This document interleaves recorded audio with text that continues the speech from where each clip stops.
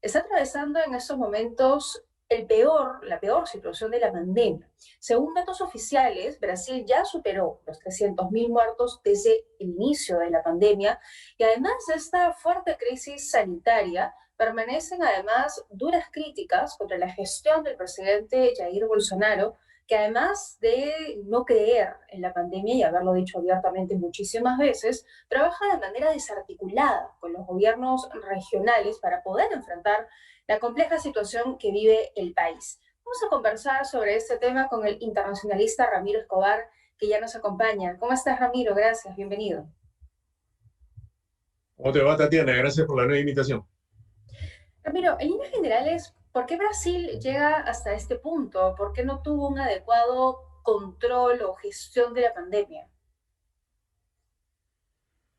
Bueno, creo que hay un elemento que acá es central, ¿no? Es que el presidente de Brasil, Jair Bolsonaro, es un negacionista de la ciencia en general, porque también descree el cambio climático. Su propio canciller, Ernesto Araujo, ha escrito bastante sobre ese tema.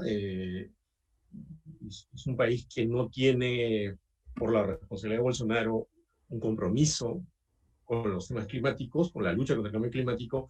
Y una consecuencia adicional de esto ha sido que cuando se ha desatado la pandemia, él se ha mostrado también como un negacionista de la pandemia. Entonces, eso ha agravado una situación que de por sí era muy delicada, porque cualquier país del mundo ha tenido problemas cualquiera, salvo países pequeños o que han tenido políticas inteligentes como Nueva Zelanda. Pero en Brasil desde el comienzo hubo un severo problema y la actitud de Bolsonaro, que no solo es negacionista en la palabra, sino que él mismo no usa la mascarilla, él mismo se contagió y estando contagiado se quitó la mascarilla, él un día se metió en una playa llena de gente, él se peleó con gobernadores que querían poner restricciones, ya ha cambiado de ministro de salud varias veces, entonces su actitud es sumamente nociva en un momento así, y eso tiene consecuencias reales, que es lo que se está viendo. Ya hay una cepa brasileña que está acá en el Perú, seguramente escuchaste la noticia, salió en RPP, el 39,7% de los contagios que vimos son por la cepa brasileña que ha venido de Brasil, ¿no? Entonces Brasil se está convirtiendo en una suerte de amenaza a la seguridad regional. Y eso es muy Eso, ¿no? delicado, ¿no?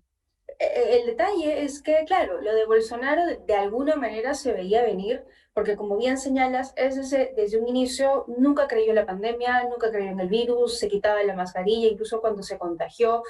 Entonces, ¿qué tanto podría haber hecho un país de gestión, digamos, para poder enfrentar esta situación sin llegar a las lamentables cifras que hoy está registrando? Mira, hay algo más delicado todavía. Hay una investigación publicada por El País de España hace unas 4 semanas, aproximadamente un mes, que recoge una investigación de la Universidad de Sao Paulo junto con otra organización en Brasil que incluso concluyen que esta política fue deliberada, no fue solamente un acto de inconsciencia, sino que Así. encuentran ellos que hay una coincidencia entre una campaña de fake news sobre la pandemia, declaraciones de Bolsonaro en el sentido del descreimiento de la gravedad del virus o críticas a los gobernadores, y la promulgación de ciertas normas que rebajaban los confinamientos, abrían la posibilidad de que la gente saliera como si no estuviera pasando nada. Entonces es muy delicado eso, porque pareciera que la idea que tenían o tienen en el gobierno brasileño conducido por Bolsonaro es que primero la economía y luego la salud, cuando varios economistas han demostrado y Siempre ha han sido así. insistido en que no hay dilema en eso. Entonces, al punto, Tatiana, que hay ya acusaciones de genocidio contra Bolsonaro en la Corte Penal Internacional, que por supuesto tendrán que probarse, porque eso es una acusación muy seria, ¿no? Pero Pero, pareciera que procedió de manera muy similar a Trump, y hasta peor, diría yo, porque ha sido rotulado como el presidente más negacionista del planeta, ¿no? sí, sí, sí, no, y hoy la situación es dramática y como bien señalas también comienza a afectar a otros países de la región, entre ellos el nuestro.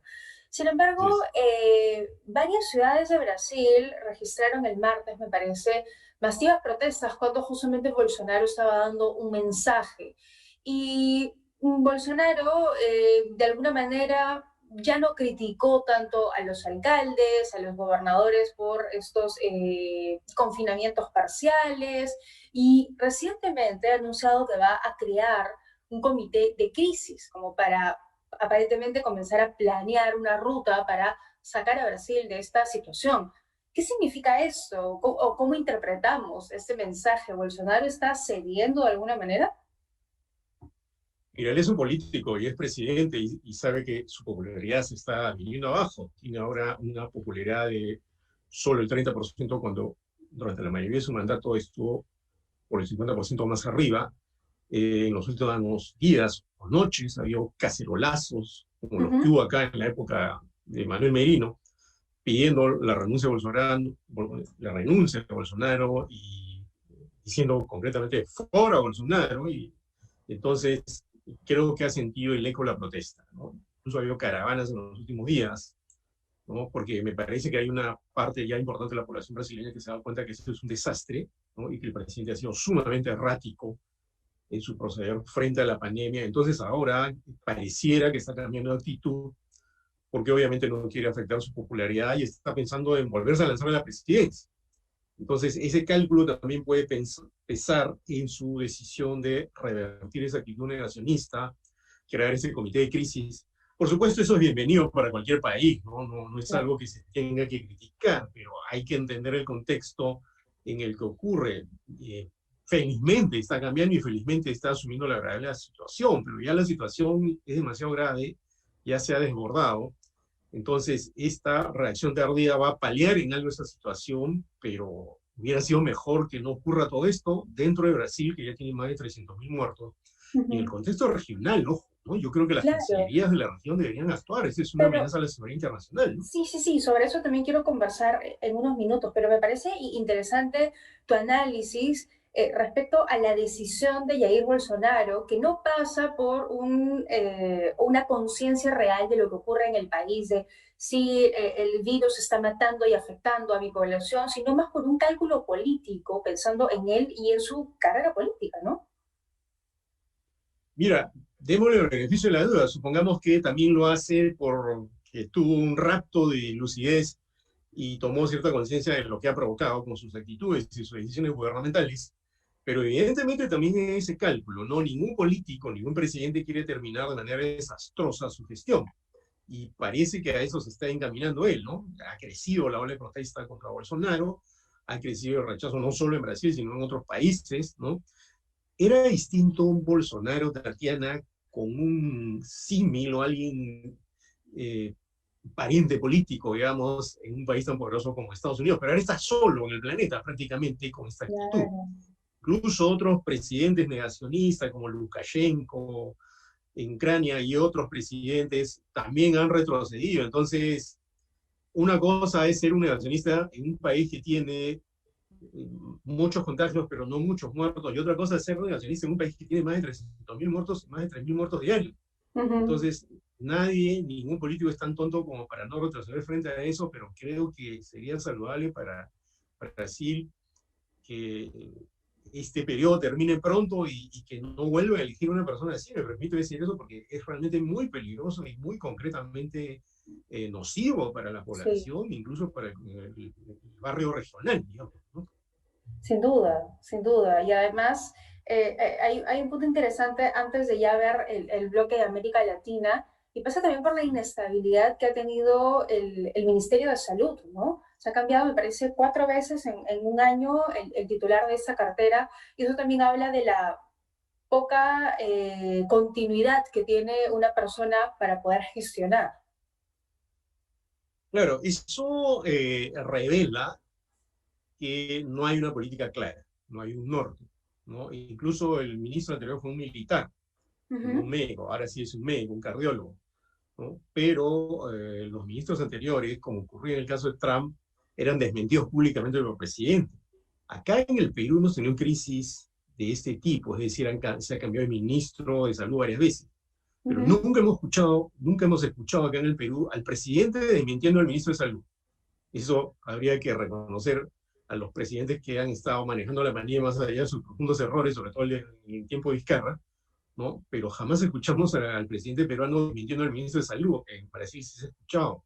Y tampoco vimos acá a un presidente andando sin mascarilla, predicando incluso cosas tan Claro. absurdas, diciendo que casi que es cobarde andar con mascarilla y que, y bueno, algunas personas tendrán que morir, pues, o sea, eso ya es un nivel de inconsciencia absurdo y Grande. muy pernicioso, ¿no?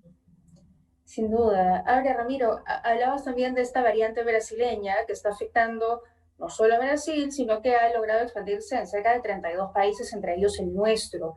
¿No tendría que haber una mayor presión de varios países de América Latina, principalmente aquellos que estamos, que tenemos frontera y que nos estamos viendo mucho más perjudicados por esta variante que es además más contagiosa? Tatiana, yo he enseñado el curso de seguridad internacional en la Fundación Academia Diplomática y a una universidad.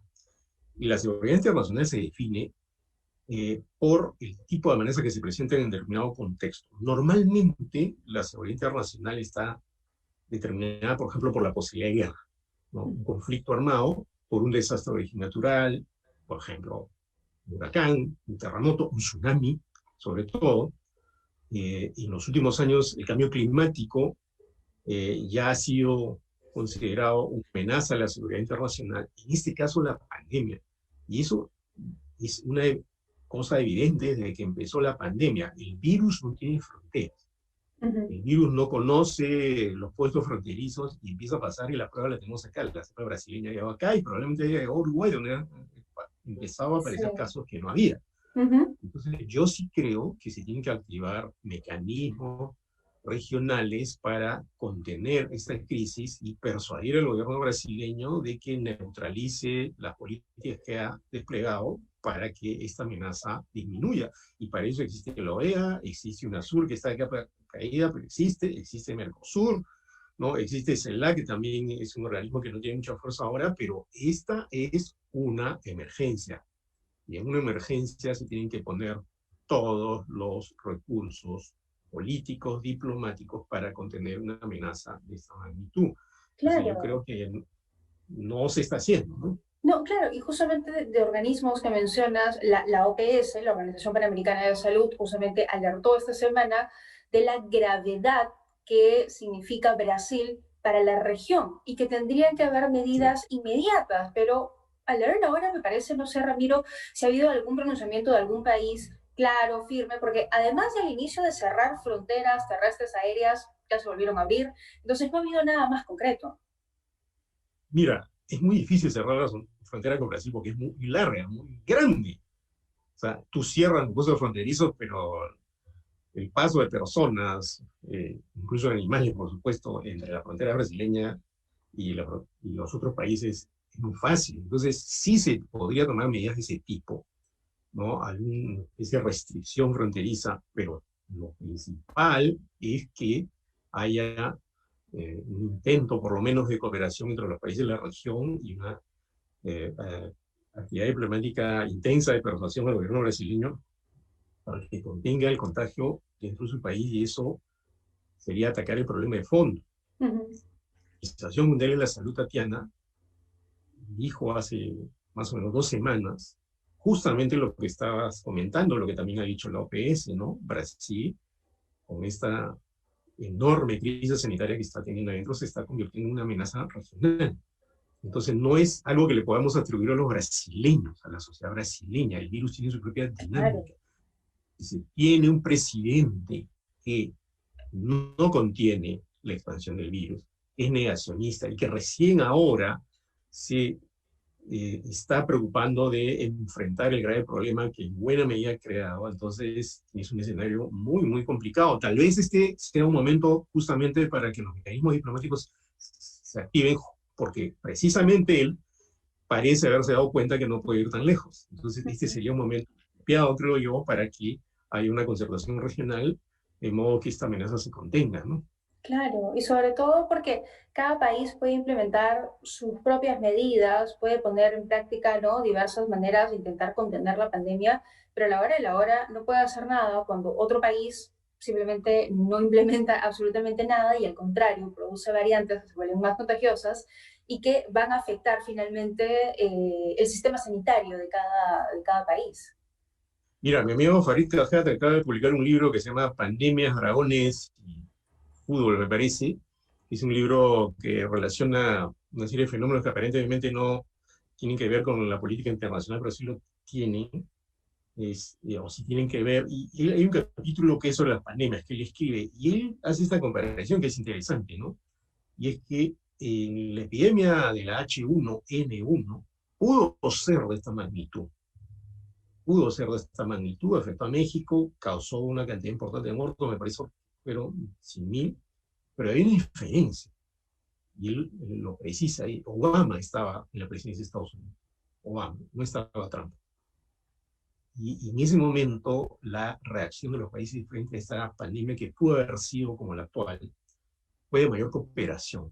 Pero resulta que ahora hemos tenido un presidente negacionista nada menos que en Estados Unidos, Uh y ahora -huh. tenemos presidente negacionista, nada menos que la potencia sudamericana, y tenemos brotes de negacionismo en otros países, algunos europeos, por ejemplo, Ucrania es un caso, ¿no?